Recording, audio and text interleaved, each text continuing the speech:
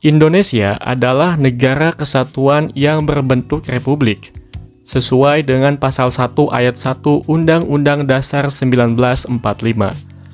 Konsep negara kesatuan dianggap lebih kokoh dibandingkan dengan federal atau konfederasi.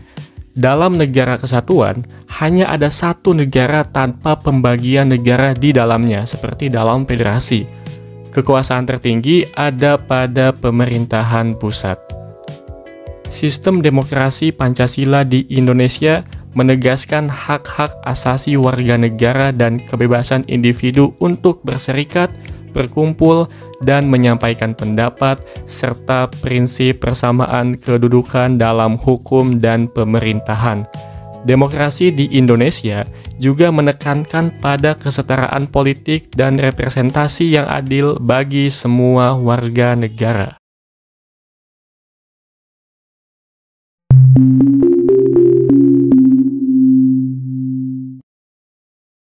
Di Indonesia, politik pendidikan memiliki dampak yang signifikan pada setiap periode perkembangan pendidikan nasional.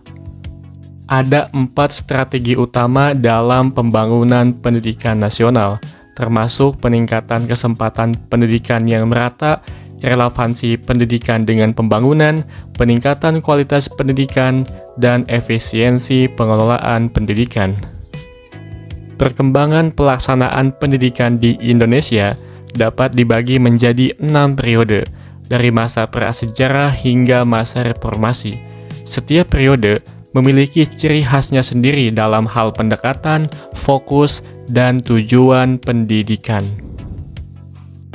Tujuan pendidikan nasional sebagaimana yang tertuang dalam Undang-Undang Dasar Nomor 20 Tahun 2003 adalah mencerdaskan kehidupan bangsa. Pendidikan bertujuan untuk mengembangkan kemampuan, membentuk watak, dan peradaban bangsa yang bermartabat. Hal ini dilakukan dengan menciptakan manusia yang beriman, berakhlak mulia, sehat, berilmu, kreatif, mandiri, demokratis, dan bertanggung jawab.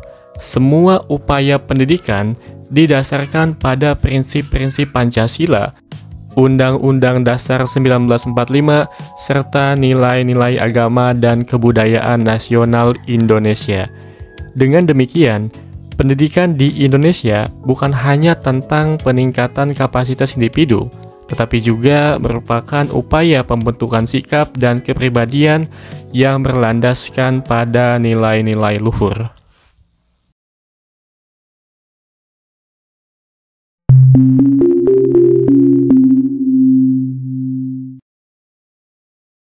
Pendidikan di Indonesia terbagi menjadi 3 jalur utama, formal, non-formal, dan informal.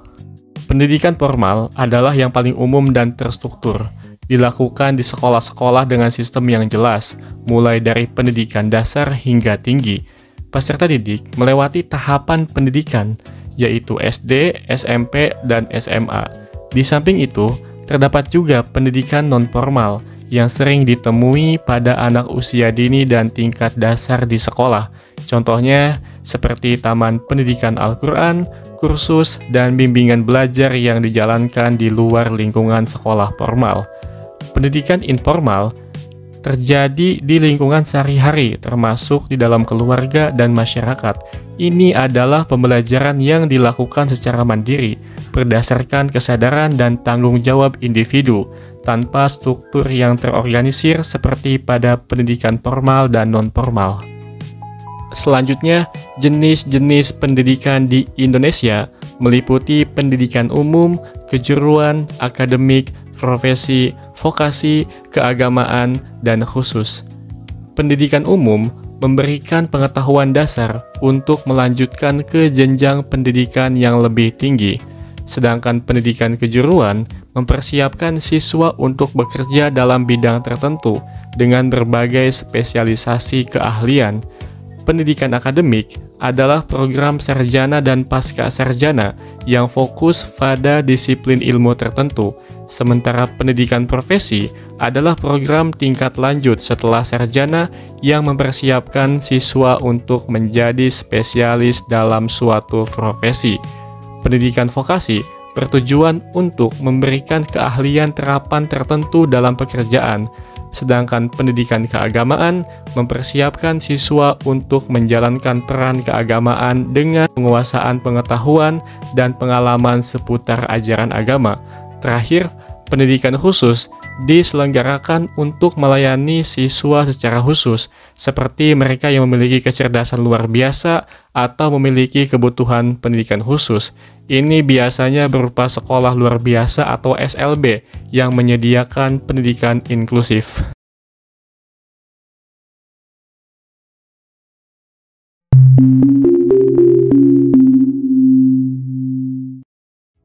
Isu-isu pendidikan yang dihadapi baik secara nasional maupun di tingkat provinsi menggambarkan sejumlah tantangan yang perlu diatasi dalam meningkatkan kualitas dan aksesibilitas pendidikan. Secara nasional, tantangan utama termasuk ketidakmerataan akses pendidikan, rendahnya mutu pendidikan di semua tingkatan, serta kurangnya kesiapan lulusan pendidikan untuk memasuki dunia kerja. Selain itu, efisiensi, efektivitas, dan akuntabilitas pengelolaan pendidikan masih rendah, serta pemanfaatan ilmu pengetahuan dan teknologi dalam pendidikan masih terbatas. Di tingkat provinsi, contohnya seperti di Daerah Istimewa Yogyakarta, tantangan serupa dihadapi dengan tambahan masalah khusus, seperti rendahnya kesempatan memperoleh pendidikan berkualitas untuk anak-anak berkebutuhan khusus. Pencapaian mutu pendidikan juga masih di bawah standar regional dan internasional, termasuk di lembaga pendidikan anak berkebutuhan khusus. Selain itu, keterlibatan masyarakat dalam pendidikan, terutama dari sektor bisnis dan industri, masih kurang, meskipun partisipasi orang tua dan organisasi lainnya lebih besar.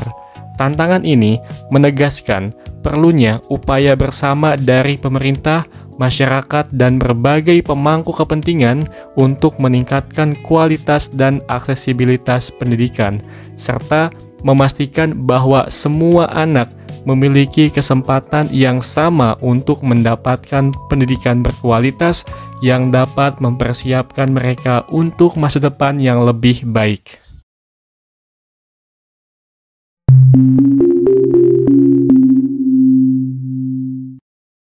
Analisis SWOT. SWOT itu kepanjangan dari strengths atau kekuatan, weakness atau kelemahan, opportunities atau kesempatan, dan threats atau ancaman. Analisis SWOT pendidikan nasional mengidentifikasi beberapa faktor penting. Dari segi kekuatan, pendidikan nasional memiliki dukungan yang kuat dari landasan hukum yang ada, yang mendorong meningkatnya kesadaran masyarakat akan pentingnya pendidikan. Selain itu, terdapat peningkatan jumlah ahli pendidikan secara keseluruhan, serta jumlah individu dengan potensi unggul yang signifikan. Namun demikian, terdapat beberapa kelemahan yang perlu diatasi. Salah satunya adalah minimnya dukungan biaya pendidikan yang menghambat akses pendidikan bagi sebagian masyarakat. Selain itu, produktivitas para ahli pendidikan, baik secara individu maupun kolektif, masih rendah. Para pejabat pendidikan juga memiliki kemampuan manajerial yang terbatas. Kemudian, terdapat keterbatasan dalam jumlah lembaga pendidikan berkualitas.